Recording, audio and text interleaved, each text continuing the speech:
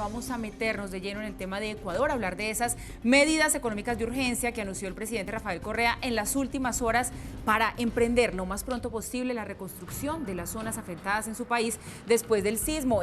Salomón Kalmanovitz, excodirector del Banco de la República, economista, columnista, gracias por estar hoy aquí con nosotros. Muchas gracias por invitarme.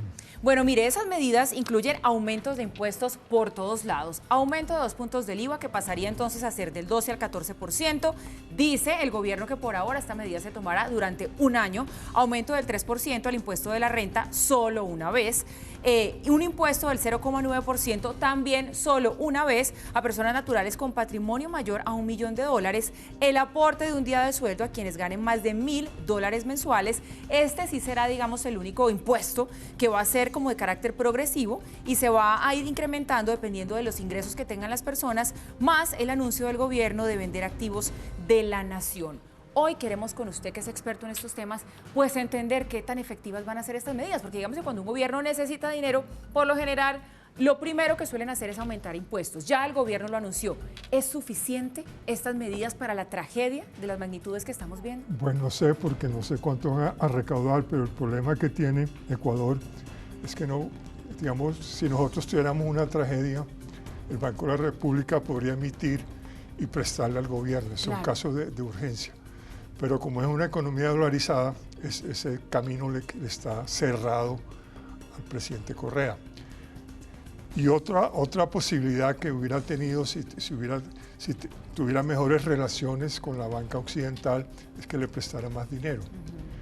Pero él se ha apartado bastante por la posición del socialismo del siglo XXI, un poco, no tanto como los demás.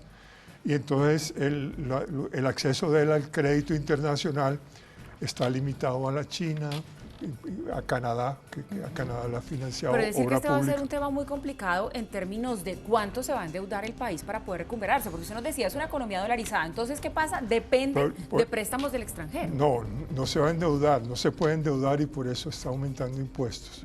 Es una forma pues mucho más sana de financiar un gasto público de gran magnitud, pero no sé cuánto alcanzará a recaudar, pero parecen que son medidas relativamente fuertes, y es una economía que ha sufrido con mucha fuerza la caída de los precios del petróleo. Ese es su principal producto. Pues esa era la siguiente pregunta. Digamos,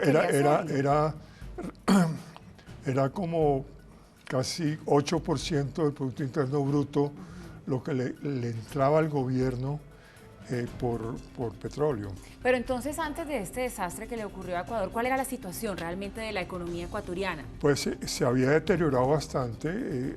El año pasado creció 2,5%, un déficit fiscal muy grande, como de 5 puntos del Producto Interno Bruto, eso es fuerte. Nosotros estamos como en 4. Sí.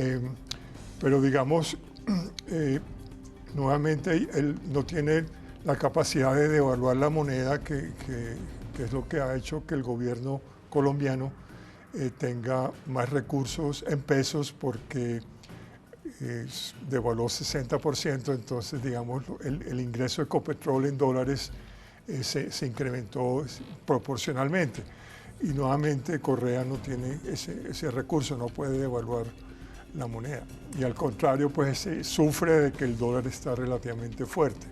Entonces, digamos, el resto de exportaciones también son problemáticas. Que son un país muy fuerte en exportación de cacao, por ejemplo, porque dependen, como lo decíamos ahora, en un gran porcentaje de su economía de la exportación de petróleo, que está en una crisis mundial impresionante, pero también tienen otros productos que sustentan esa economía. Pero estaba exportando flores.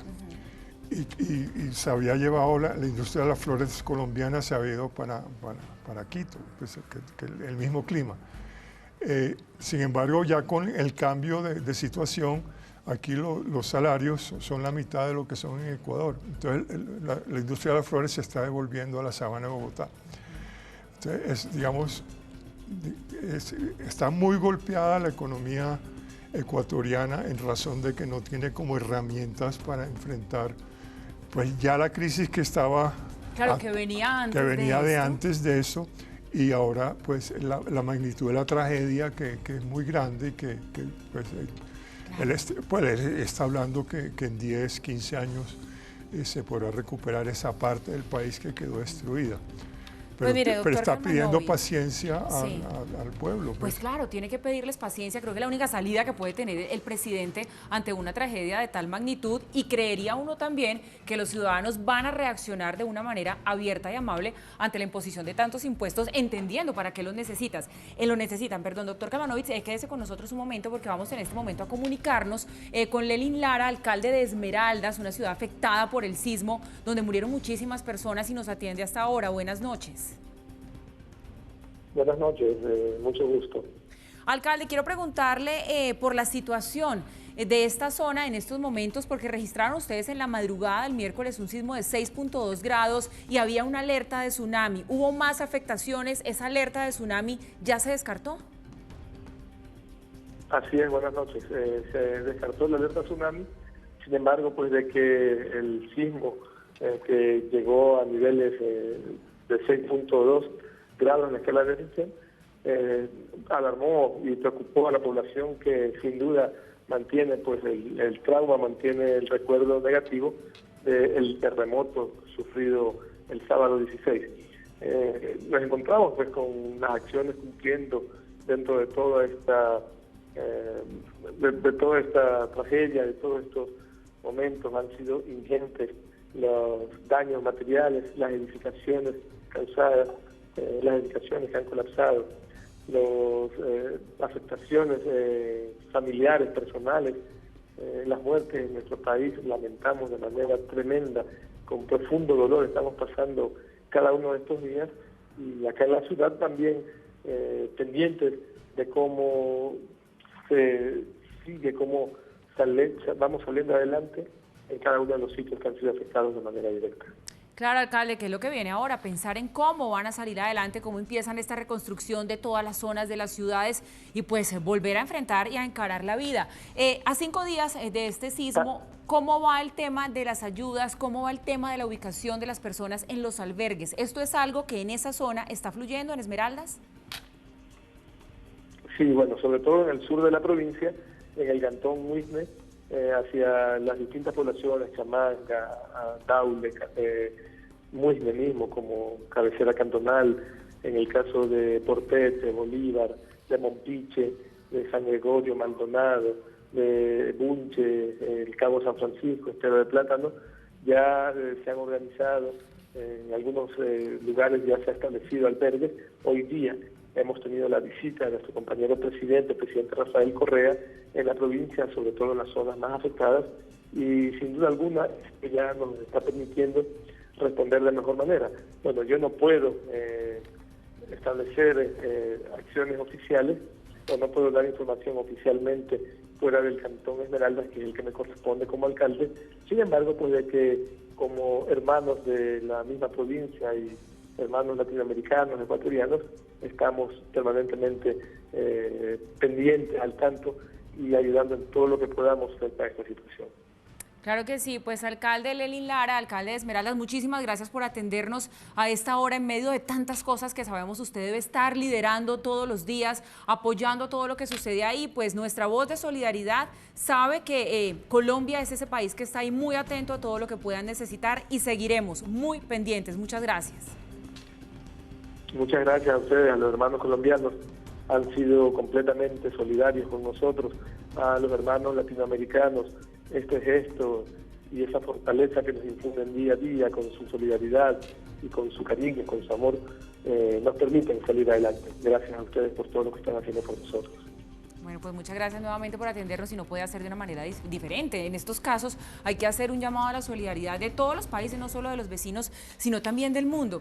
Doctor Kalmanovic, hablábamos antes de enlazarnos con el alcalde de la difícil situación económica en la que puede verse de aquí en adelante Ecuador. Algunos expertos hablan de que esta economía podría caer un 7%. ¿Está usted de acuerdo con esa cifra? Bueno, verdaderamente es muy especulativo. Uno no sabe cuál ha sido el impacto y cuánto producto representa lo que se perdió en la provincia afectada. Pero yo sí quiero decirle una cosa, y es que en Ecuador el presidente Correa ha construido mucho Estado. O sea, entre el año 2000 y 2015 se duplicó el tamaño del Estado. Y pues eso ya lo sabemos por la infraestructura que se construyó, de la cual envidiamos nosotros. Que era impresionante, la infraestructura, ahí vemos en las imágenes, se quedó destruida. No, pero digo la infraestructura de todo Ecuador, el sistema educativo, se enfrentó con los maestros que quisieron pues escaparse a la evaluación y a subir el nivel del el sistema educativo. Entonces hay mucho más Estado en Ecuador incluso que en Colombia, creo yo. Y con eso yo creo que van a salir adelante con mayor facilidad. O sea, eso es un activo con el que cuenta la sociedad ecuatoriana que le va a representar, pues, digamos, un atajo para superar la tragedia. Bueno, pues muy bien, doctor Salomón Kalmanovitz, economista, muchísimas gracias por estar hoy con nosotros, explicándonos un poco, a raíz de estas medidas que ya anunció el presidente Rafael Correa, pues cuál va a ser como el desenlace, el paso a paso de lo que va a seguir y cuánto puede tardar todo este proceso de reconstrucción y de que Ecuador vuelva a ponerse en pie lo más pronto posible. Gracias. No por nada.